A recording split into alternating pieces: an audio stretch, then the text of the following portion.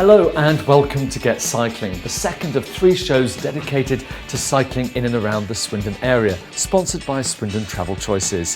Here's what's coming up on the programme. In this commuter edition, we take a look at Swindon's first bike park. I have a go on an electric bike and discover how they work. And we see what products are available for carrying items while cycling. But first we have a look at the ways you can get into the town centre using the many bicycle routes. And joining me is Ben Spencer from Sustrans. And last month we were talking about the new route from South Marston into central Swindon, but there's a lot going on, isn't there? Absolutely, it's kind of boom time for cyclists at the moment in Swindon. Sustrans running a project at the moment called Access to Stations, where we're promoting sustainable travel to the station, with cycling obviously being a very important part of that. Last week we had a consultation about how access to the station can actually be improved. We've got plans to put in improved cycling parking there, and we're also looking to promote the network. Lots of people don't know that there's 100 kilometres of cycle network off-road in Swindon. Obviously, as you said, Sustrans are investing in that. I've got a bunch of rangers who help to maintain it, make sure it's an enjoyable place to spend time. We're also offering a service of personal travel planning, so if people aren't sure about how best to make a route into the centre of town on their bike, then they can give us a call on this number and we'll be able to give them some bespoke advice and provide things like travel maps. Now, talking of travel maps, I rather handily have mine here, and I know there's a lot of help that you give, and especially for people who may be a little bit shy about getting out on their bike, maybe procrastinating about going out there, and you've got some initiatives for that, haven't you? Absolutely, yeah. With Bike Week just coming up, we're running a series of bike trains from the north, east, south and west of Swindon, so there should be one close to wherever you're living, and the idea of that is just to show you an easy route into the centre of town. Today I'm just in my normal work clothes. Cycle slowly, you don't need to have a shower. I've just got a reflective top to make me a bit more visible. Otherwise, just normal stuff. Maybe you're thinking about the hills in and around Swindon. It's a bit hard to get up and down those hills. Maybe you're thinking you're going to break into a bit of a sweat. Well, don't worry, because there are some electric bikes around which will make that a lot easier. And we've been having a little look at some of the ones available. So Mark, looking at these bikes, they seem to have come on an awful long way since the old days of electric bicycles. Yes, they have. They're now a lot lighter and a lot more efficient. The batteries are smaller, so and with a few more major manufacturers coming into the business, the quality is gone much higher. So talk us through the actual mechanics, how it works. Well, quite simply on this particular model is you have the new Bosch centre drive motor here, where the bottom bracket normally is. You have the battery here in the rear rack, and you have a handlebar controller which allows you to feed in the power as and when you require it. So along the flats you may need very little, but going up a hill you can then press the button and bring in the power to make your cycling easier. So let's talk about a few statistics here. How long will the battery last between charges? Typically from 30 to 60 miles is a good bet. So a good while. Yeah. And these look fantastic bikes, but they also look a little expensive as well. Yes, the ones I brought with me today are the higher end of the range, the KTM and the high bike. But they start from as little as £600 for a new electric bike. And we also do retrofit kits for your own bicycle, so convert your bike to electric, starting at around £399. Wow, that sounds fantastic. But you know, the best way to try it is to literally get on it. So I'm going to give it a cycle.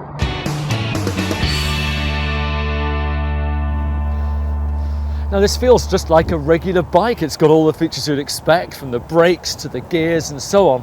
But the best part about it is that you push this little button here, you engage the electric motor, and the power is tremendous. And you know the best part is, it lets me take off like this. Yes!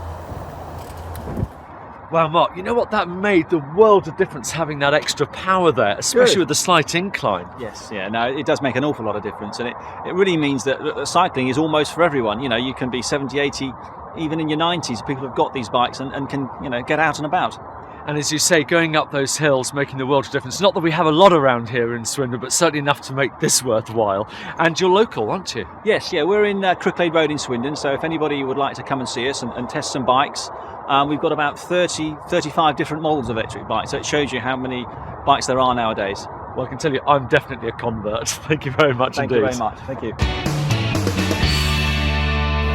You know what, that was a lot of fun to film. I'm now in Swindon's very first bike park, which is located in the centre of town, and I'm joined by Claire Fleming of Swindon Travel Choices, who's going to tell me how it works. So Claire, tell me about this place. Well, this is the Brunel Cycle Park, and it used to be parking for cars here as part of the Brunel West car park. It wasn't very well used with cars because there's plenty of parking on the upper levels, so we thought it would be a really great space to put bike stands in, create a secure space where we could have restricted access for people, and so that's what we did. And in 2010 the Brunel Cycle Park was born, and we've now got nearly 300 people with cards, and there's still plenty of room, as you can see, for more people who want access to the park. So how do people get involved? So people have to apply for a card, and that ensures it keeps safe, so we know who's using it. Anyone can pick up this Brunel Cycle Park leaflet, which is available from bike shops, or they can email Swindon Travel Choices and we'll send you a copy. An application form, you just submit it to us with a cheque for £10. That's a one-off fee, and then that's your lifetime membership to the park and a proof of address as well, and then we send the card back to the address, and you can be accessing the park with one single swipe. And again, it's very conveniently located. I love the fact it's dry, and also you've got CCTV. That's right, security was paramount to us. So of course we've installed CCTV cameras both in the park and outside the park to try and keep bikes as safe as possible. We've got the security of the swipe system, so we do know who's coming in and out. And like you say, it's convenient for the town centre, for workers. They can stay as long as they like and know that their bikes are as secure as possible. We do tell people to lock their bikes up as they would do out in the open air as well, so D-locks, secure locks, and maybe get your bike security marked by the police as well. All added security and deterrence to the thieves.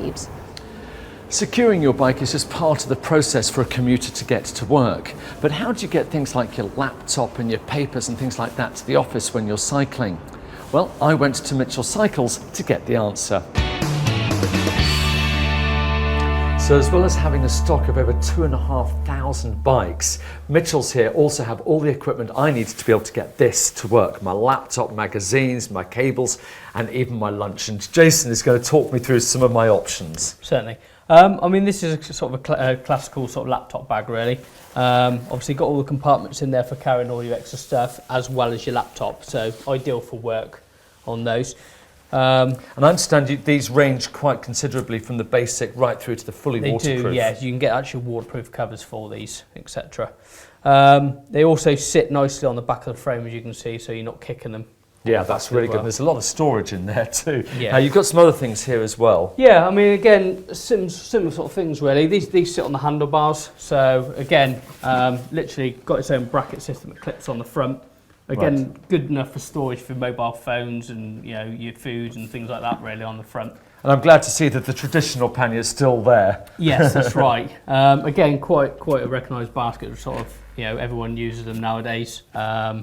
Again, storage-wise, you can fit quite a lot in them as well. Excellent. Okay, and a couple of other things, because I notice you've even got something if you don't have a bike rack on the back. Again, typical example really of something like a rack pack, as they call it.